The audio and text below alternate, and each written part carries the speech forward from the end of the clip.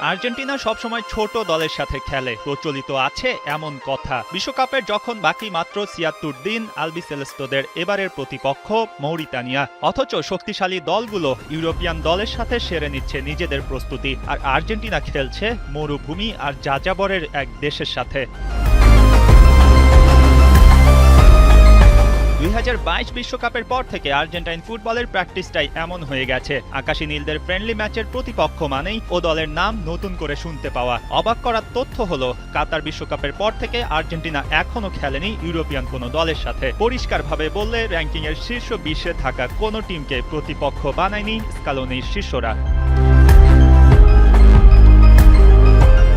Lionel Scaloni coach হয়ে আসার পর আর্জেন্টিনা এসেছে আমূল পরিবর্তন। ২০১৮ সালে দায়িত্ব নেয়ার পর এই আর্জেন্টাইন কোচের অধীনে দেশটি খেলেছে ৩০টি ম্যাচ, যেখানে জয় ২৪টি, বাকি ৬ ম্যাচের ৪টি ড্র আর হার নামমাত্র ২ ম্যাচে। স্কালোনি দ্য মাস্টারমাইন্ডের হাত ধরেই ২০২২ বিশ্বকাপের শিরোপা জেতে লিওনেল মেসির দল। তাদের পরিকল্পনা নিয়ে তাই খুব বেশি আকাশকুসুম ভাবার সুযোগ নেই।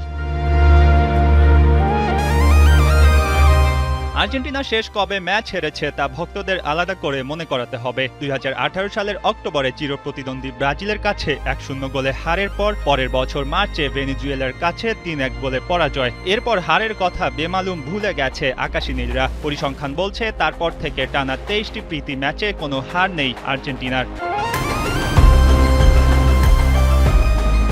২০২৬ বিশ্বকাপের আগে ফিফা ফ্রেন্ডলি ম্যাচে আর্জেন্টিনার এবারের প্রতিপক্ষ মৌরিতানিয়া। ক্রিটিক ওই একটাই, অখ্যাত দলের সাথে খেলার অভ্যাস আলবিসেলেস্তোদের। আফ্রিকার দেশ মৌরিতানিয়া এখন পর্যন্ত ১৩ বার বিশ্বকাপ বাছাই খেললেও মূল পর্বে ওঠার সৌভাগ্য হয়নি। বাংলাদেশ সময় ভোর ৫:১৫টায় আর্জেন্টিনার ঘরের মাটিতে প্রতিপক্ষ হয়ে খুব বেশি কিছু করার হয়তো সুযোগ নেই মৌরিতানিয়ার। অপেক্ষা করতে হচ্ছে, স্কালোনি নিশ্চয়ই তার অপরাজয় স্ট্রিক ভাঙতে চাইবেন না। মঈন হাসান, ৭১।